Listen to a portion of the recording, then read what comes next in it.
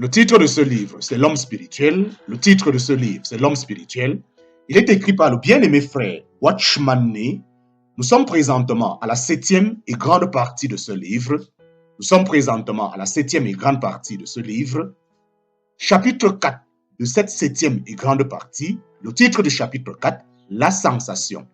Le titre du chapitre 4, la sensation. Chapitre 4 de la 7e et grande partie de ce livre. Chapitre 4, la sensation. Une expérience des croyants. Une expérience des croyants. Quand leur cœur s'est bien attaché au Seigneur, les croyants font habituellement l'expérience d'une vie de sensation. Cette expérience leur est très précieuse. En général, ils entrent dans cette phase de leur marche chrétienne après leur délivrance du péché et avant d'accéder à la vie spirituelle proprement dite. Faute de connaissance, ils prennent souvent ces expériences émotives comme quelque chose de très spirituel et céleste. Puisqu'ils ont commencé à les vivre après leur délivrance du péché et qu'elle leur procure un grand plaisir. En réalité, la joie qu'elle leur apporte leur cause une telle satisfaction qu'ils trouvent difficile de rompre avec elle et de les abandonner. C'est une période au cours de laquelle le chrétien est sensible à la proximité du Seigneur. Il lui semble parfois être si près que ses mains pourraient presque le toucher. Le disciple savoure avec avidité la douceur et la délicatesse de l'amour de son Sauveur. Et il est en même temps saisi par ce qu'il y a d'intense dans son propre amour pour lui. Sous ce ciel bleu, la lecture de la Bible devient un vrai plaisir.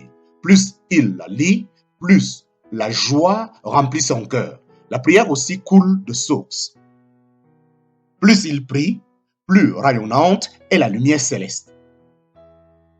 Le chrétien qui en est là prend secrètement en pitié ceux qui ne font pas cette expérience. Sa joie lui paraît de la qualité la plus saine. Mais cette expérience va-t-elle durer? Peut-on jouir d'un bienfait aussi fréquent et être heureux pour la vie? La plupart d'entre nous sont incapables de se maintenir longtemps à ce niveau. Et ce qui va le plus affliger ce croyant, c'est qu'après avoir, pendant peut-être 1 mois ou 2, vécu dans cette euphorie si précieuse à son cœur, il la voit soudain disparaître. Le matin, il se lève pour lire sa Bible, mais où est la douceur qu'il avait coutume d'en éprouver? Il prie comme auparavant, mais après quelques phases seulement, le voilà à bout de course. C'est comme s'il avait perdu quelque chose. Il n'a plus conscience de la présence et de la proximité du Seigneur. Il se sent comme abandonné dans une tombe. Rien ne peut le remonter. Sa première espérance d'un bonheur durable s'est complètement évanouie. Dans cette conjoncture, le croyant s'imaginera naturellement qu'il est tombé dans quelque péché et il se met en demeure de passer au crible sa conduite récente. Mais il a beau s'examiner, il ne trouve rien de spécial. Il est ce qu'il était naguère. Aussi est-il complètement déconcerté. Satan y mêle ses accusations, s'efforçant d'accréditer dans son esprit l'explication fausse d'une culpabilité. Le malheureux crie à Dieu pour être pardonné dans l'espoir de retrouver ce qu'il a perdu. Cette expérience se prolongeant, il va jusqu'à perdre la notion qu'il avait de la personne de Dieu. Il ne sent plus son amour. Comment supporter un tel abandon? Il bataille avec acharnement pour ne pas sombrer dans la désolation. Cet état de stérilité n'aura-t-il point de fin? Ne va-t-il pas le retrouver, son expérience passée? Voici habituellement ce qui arrive. Après un certain temps, peut-être quelques semaines, l'expérience si désirée lui revient tout à coup. Tout ce qui lui avait échappé lui est restitué. La présence du Seigneur lui est aussi manifeste et précieuse qu'auparavant. Les feux de l'amour se rallument dans sa poitrine. La prière et la lecture de la Bible lui sont aussi bienfaisantes que dans les jours révolus. Comme il s'imagine quand même que c'est son infidélité qui est responsable de cette parenthèse, il redouble de vigilance pour préserver ce qui lui a été rendu. Cependant, si étrange que cela paraisse, et malgré toute sa fidélité, le Seigneur, tôt après, le quitte de nouveau. Finit ses transports de joie, le voilà derechef dans les abîmes d'angoisse, de ténèbres et de stérilité. Or, si nous lisons la biographie des grands hommes de Dieu, nous constatons que ce type d'expérience fut le lot de beaucoup d'entre eux. Après leur délivrance du péché et leur première rencontre personnelle avec Dieu,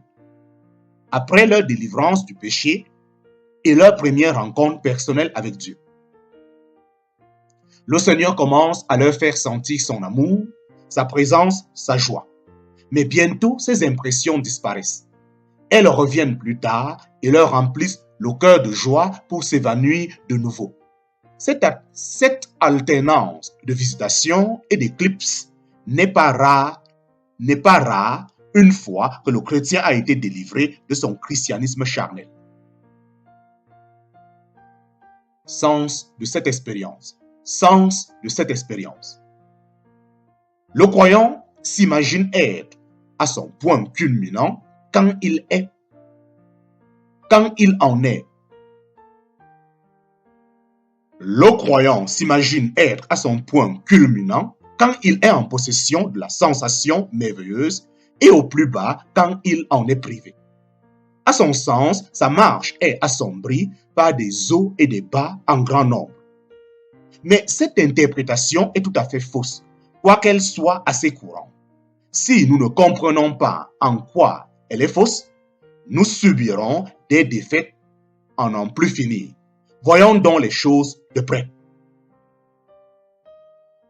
Le chrétien doit se rendre compte qu'une sensation est une manifestation de l'âme et rien d'autre. Vivre de sensations, de quelque nature qu'elles soient, c'est vivre selon la chair. Quand le croyant que nous avons décrit est dans sa phase positive, manifestant sa joie, son amour pour le Seigneur et jouissant de sa présence, il marche par ses sentiments. Il en est de même quand il se trouve dans la phase opposée. Une vie spirituelle authentique n'est jamais dominée par les sensations ou vécue dans le domaine sentimental. Chez les chrétiens d'aujourd'hui, c'est une erreur courante de prendre une vie de sentiments pour une expérience spirituelle. La cause en est que beaucoup d'entre eux n'ont jamais fait l'expérience de la vraie spiritualité. Ne savent pas que ces sentiments-là ne sont que de nouvelles manifestations psychiques. Seul peut être regardé comme spirituel ce qui émane de l'intuition. Le reste n'est qu'activité de l'âme. Et c'est ici que les chrétiens commettent une de leurs plus grossières méprises. Sous le stimulant de leur émotivité, l'enfant de Dieu peut s'imaginer avoir touché le ciel. Et naturellement, il s'imagine avoir une vie ascensionnelle. Il ne réalise pas que c'est ainsi qu'il se sent, mais sa sensation n'exprime pas nécessairement une réalité spirituelle. Il croit posséder le Seigneur quand il est conscient de sa présence et de l'avoir perdu quand il n'en a plus conscience. Mais l'interprétation qu'il donne de son sentiment est fausse. Quand sa vie sensitive soit féconde aujourd'hui et pauvre demain, sa personne n'a pas changé. On peut sentir qu'on progresse et ne pas progresser du tout. On peut se croire un rétrograde et n'être pas du tout revenu en arrière. Les objectifs de Dieu.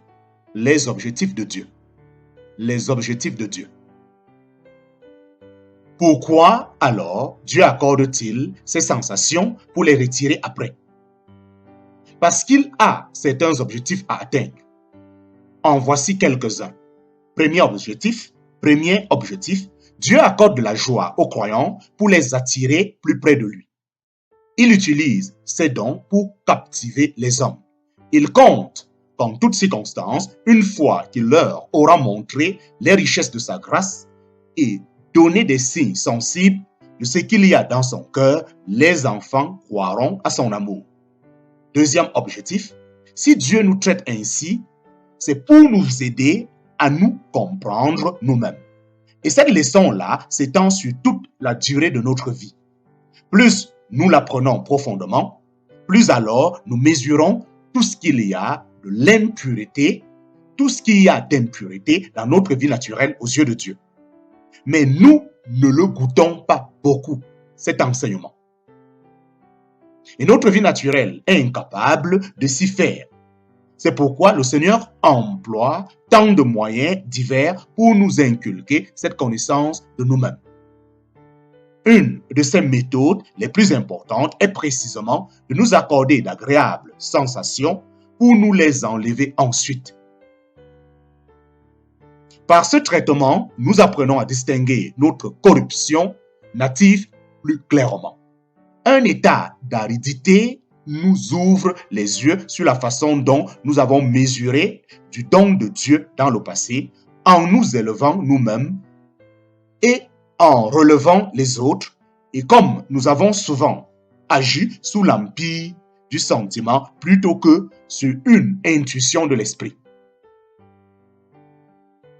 C'est ainsi qu'on apprend l'humilité.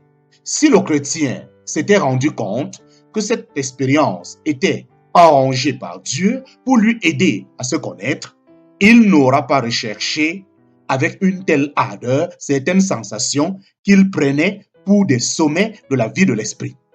Dieu tient à ce que nous reconnaissions que dans les jours d'extase, nous pouvons déshonorer son nom autant que dans les jours d'angoisse. Nous ne faisons pas plus de progrès dans les jours clairs que dans les jours sombres. Notre vie est aussi corrompue dans un cas que dans l'autre. Troisième objectif, Dieu cherche à aider les siens à surmonter leur environnement. Un chrétien ne doit pas permettre à son entourage de modifier sa vie.